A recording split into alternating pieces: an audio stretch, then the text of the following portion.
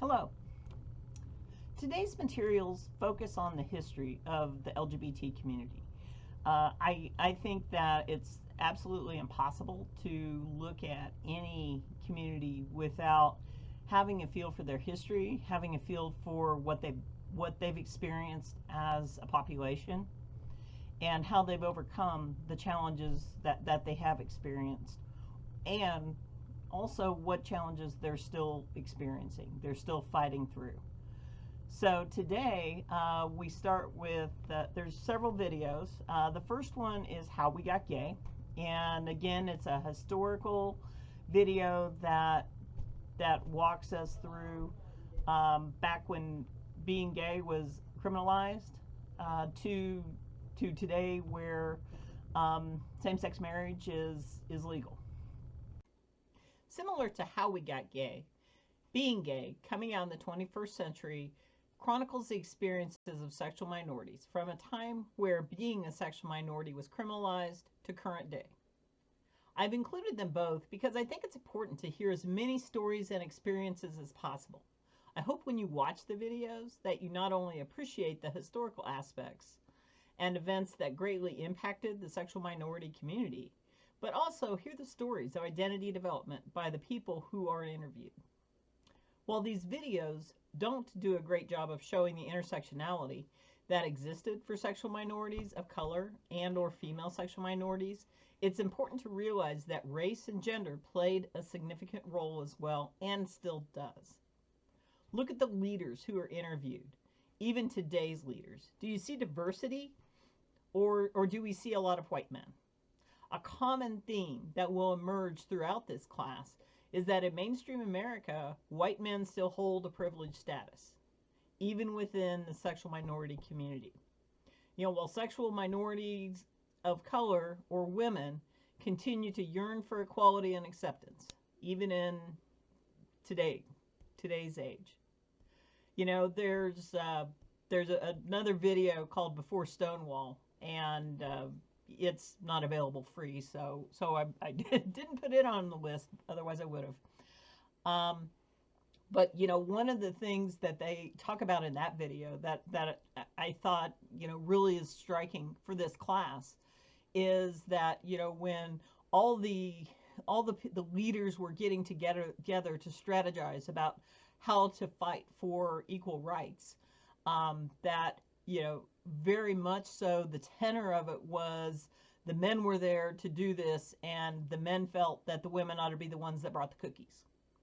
And the same thing occurred with women of color, men of color, that they just never had that privilege that the white men do.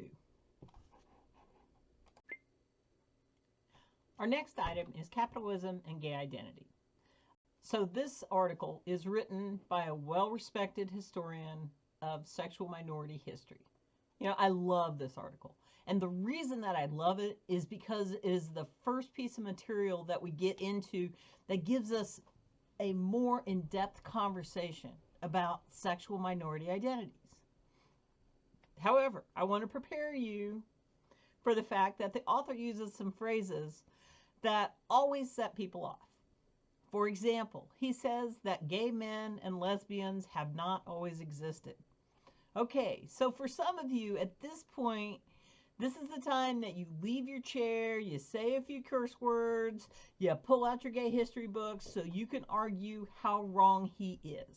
But before you do that, let's sit down for a minute and remember, he's talking about identity, not about sexual acts. And we can talk about the Greeks all day long. But he's talking about the United States. He's talking about the experiences that sexual minorities had prior to the war and how they didn't exist because they were always hidden. They were never a part of. And also because the agrarian nature of our country at that time also led people to not have much expectation and much experience with what they were feeling, to understand what they were feeling, or to recognize that other people felt that way too. You know, the example that I would give you is, you know, being a sibling. Um, if if my parents had a child, or even one of my parents had a child, and that child was put up for adoption or went someplace else, and I never knew that that child existed, I would not have an identity as a sister. However, in reality, I would be a sister because somewhere in the world I have a sibling. So it's thinking about it in those terms, and really what I want you to get out of this article is the historical perspective of what the war did and how it brought people together, but also how they were treated by the military and you know, just in general. So I hope you enjoy it, and you'll have an opportunity to write about it if you want to dispute um, the author's perspective.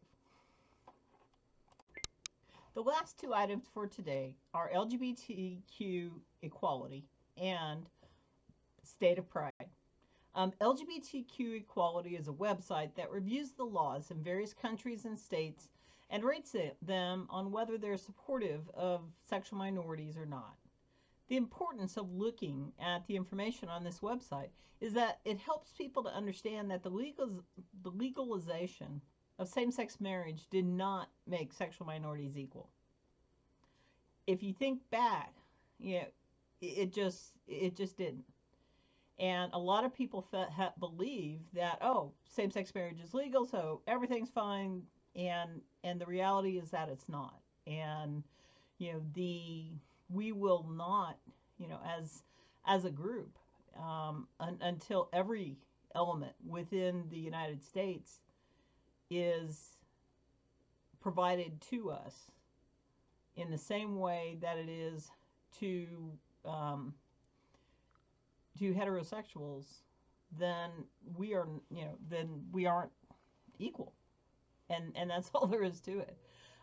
So look at it. You know, a lot of items that exist today that are a problem definitely are the ability to, you know, to be fired because of your sexual orientation or gender identity, the ability to for adoption agencies to refuse to adopt a child out to a same-sex couple, you know, things like that. You know, and that becomes, you know, that becomes a dignity issue. It becomes a self-worth. It becomes a human rights issue.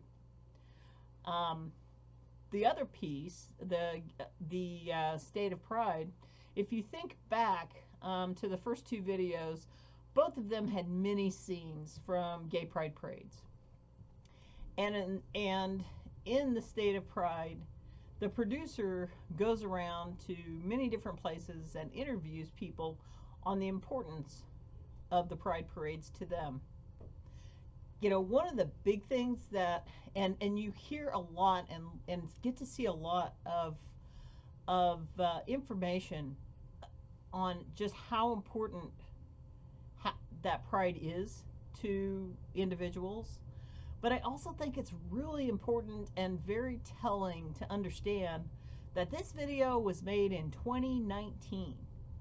And so it really becomes, you know, telling when you hear people in the video talking about how this is their city's 5th gay pride parade. 5th. That's right, 5.